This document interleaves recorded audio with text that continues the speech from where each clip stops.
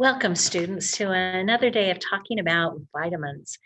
Today, I'd like to take the time to discuss each vitamin individually, one by one, and to teach you about what each vitamin does for our bodies and why, therefore, it's important to get each vitamin because of the function that it provides for our bodies. Yesterday, we talked about vitamins generally and found out that there were two different categories of vitamins. They are, first off, fat soluble,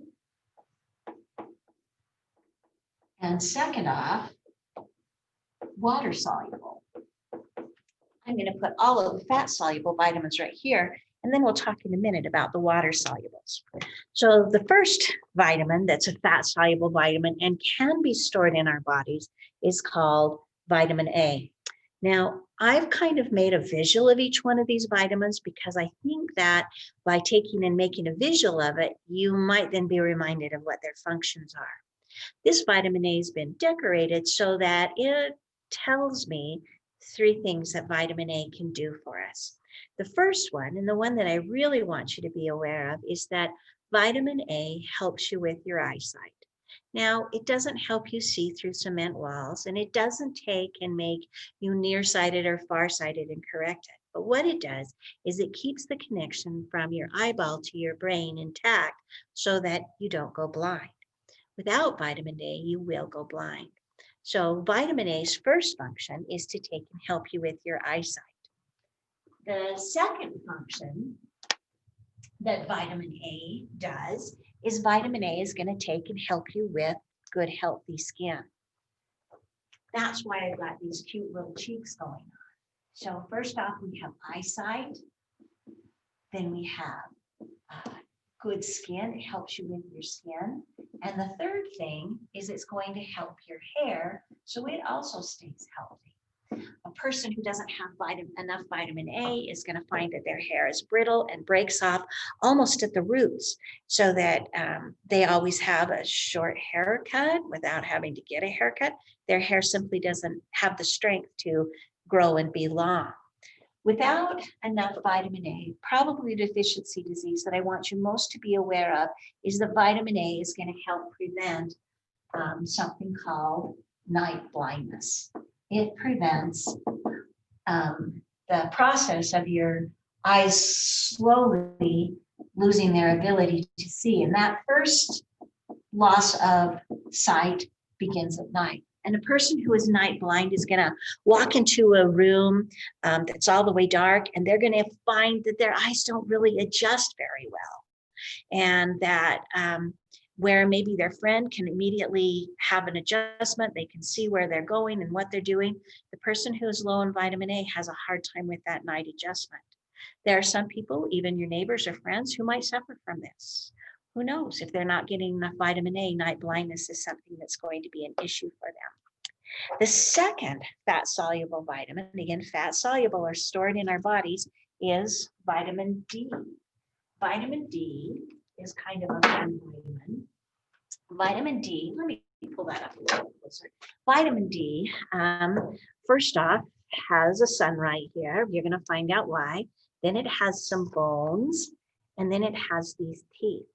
Vitamin D is responsible for keeping your bones and your teeth strong. Now, I hope you say right now that, what? Wait a minute. I thought that calcium did that, calcium being a mineral. And it's true, calcium is in charge, working with another mineral, phosphorus, to have strong bones and teeth. But calcium cannot do its job unless vitamin D is present. So the function of vitamin D is to take and to help your bones. It strengthens bones and teeth. The way that it does this is it works with calcium. I like to kind of compare calcium to the basketball superstar. And everyone likes to have a basketball superstar so that you've got a winning team. But if that basketball superstar cannot get to the game, it's no good. Such is the case with calcium. If you are chock full of calcium and you don't have vitamin D, the calcium cannot get from your bloodstream to your bones.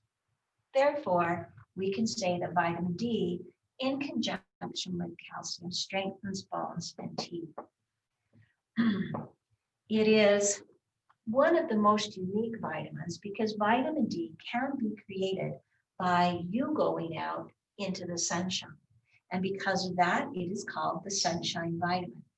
If you are going out in short sleeves and short shorts, and you're out in direct sunlight for about a half an hour every single day, your body, as the sun touches your skin, will take and transform in your oil some of that into vitamin D, so you wouldn't have to consume it.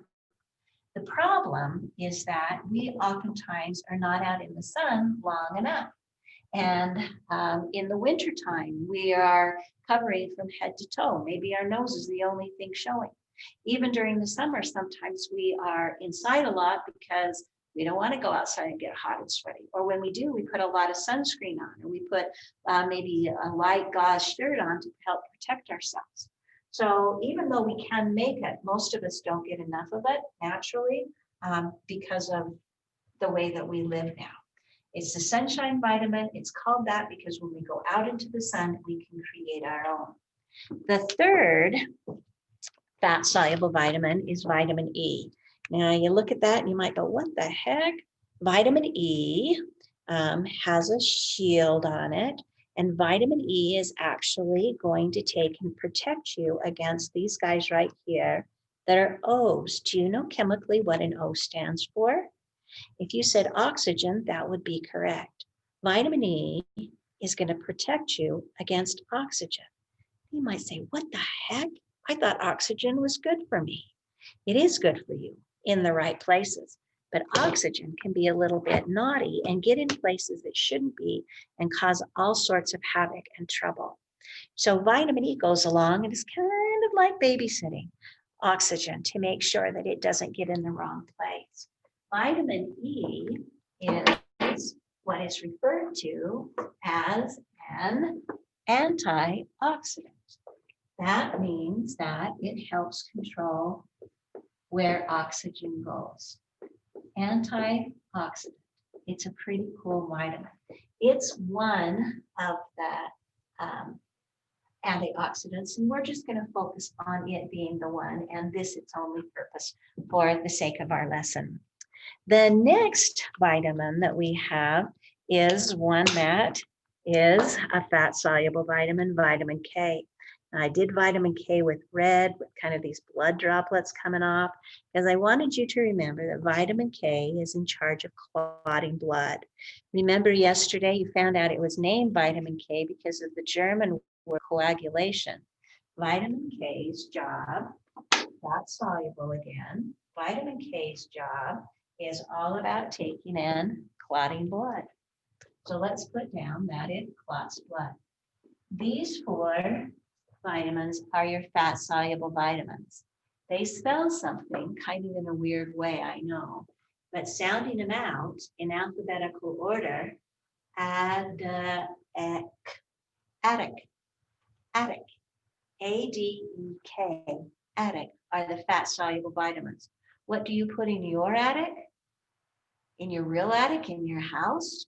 Storage. Again, these are stored inside of your body. Now, let's go on to the water-soluble vitamins. The water-soluble vitamins are a little bit high maintenance. In that, with the water-soluble vitamins, we need to make sure that we get enough of these every day because they are not stored. They go to the water in our bodies. And if we get too much water, of course, we have to use the restroom. And these water-soluble vitamins are excreted with the excess water that our bodies have. So the first water-soluble vitamin I want to talk to you about is vitamin B. Vitamin B has a couple of different functions.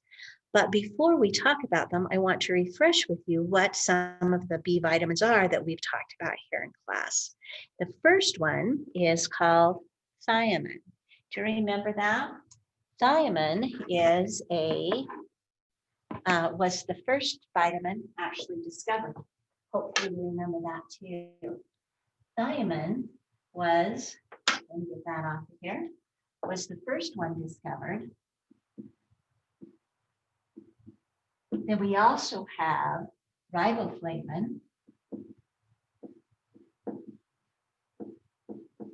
Then you have niacin.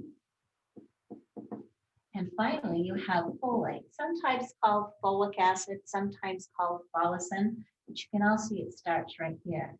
I'm going to call it folate because it's the least amount of letters. So thiamine, niacin, riboflavin, and folate are 4 of the B vitamins.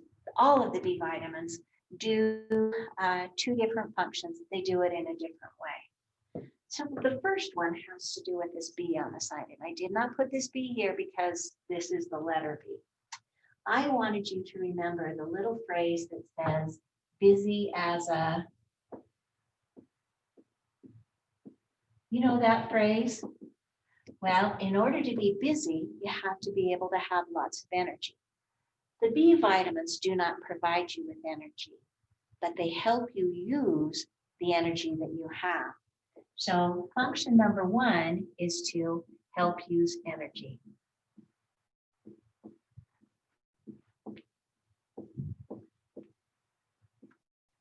The second function of B vitamins is that B vitamins are going to help you. This is supposed to be, I know it's my artwork.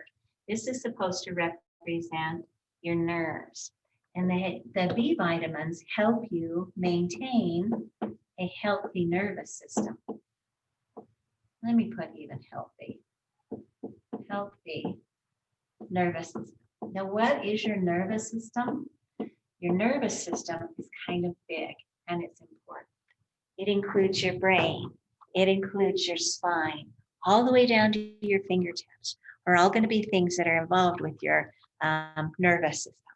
And the B vitamins are going to help keep them healthy. Now, I want to talk about one B vitamin in particular and what it does, because for you who are yet to have any children, whether you're a father or a mother, it's important for you to know about folate. Folate, if it is not in the mother's system when she gets pregnant, that baby's probably going to have birth defects, because folate is going to help develop that brain and that spine. You kind of all started out looking like this. This was your brain and this was your spine. Before you got fingers or toes or a nose, your brain and your spine started to develop. If folate is not there to help that nervous system even start growing, your baby is going to end up with something called spina bifida. Spina bifida is a sad disease, and a child who is born with spina bifida, you cannot cure it. Spina bifida is going to affect their mental abilities, how smart they are and what they can do. It might also make it so that that baby will never walk because the spine never formed correctly. So they would be wheelchair bound before they're even, they know that before they're even born. So this is a really scary disease. So as you get to the point where you are deciding to take and have children, you make sure, whether you are the boy, you make sure that the woman that you are with is healthy and has this in there. Maybe you've heard of prenatal vitamins, that they're healthy. You women, as you get to those childbearing years, you make sure that you are healthy and that you are especially aware that you could take and cause problems for your child if you're not otherwise eating well. You need to do that for your unborn child. The second water-soluble vitamin and last one that we have is vitamin C.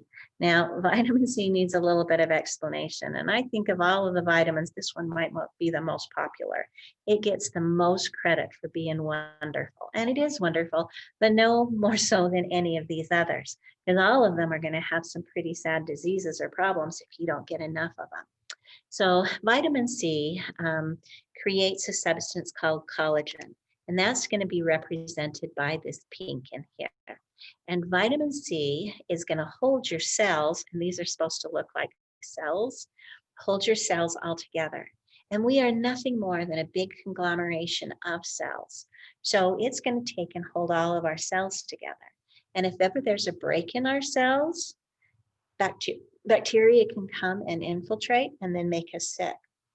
So in a sense, you can say that vitamin C is going to help prevent infection. And that's what vitamin C is all about.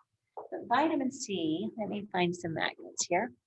Vitamin C is also one vitamin that historically people had a hard time getting. And that was because it was found in fresh fruits and vegetables. And they didn't have the ability to refrigerate or to have them year round like we do from shipping from other parts of the world.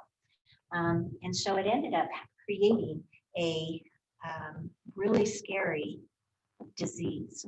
First off, let's get a few things down. It makes the substance kind of like a glue called collagen, and that collagen holds cells together.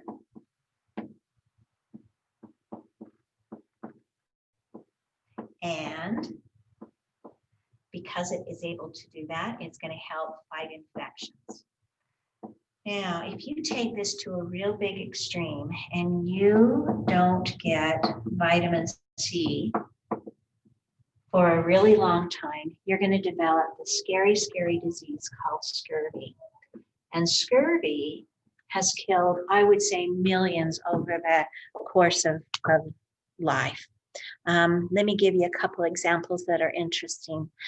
During the Civil War, statistics show that more soldiers died from scurvy than from battle wounds because they didn't have food and they didn't understand about vitamin C. Earlier than that, they have record of things called ghost ships, where sailors would take off on their big ships with their sails off to conquer the world, and then not everyone on board died.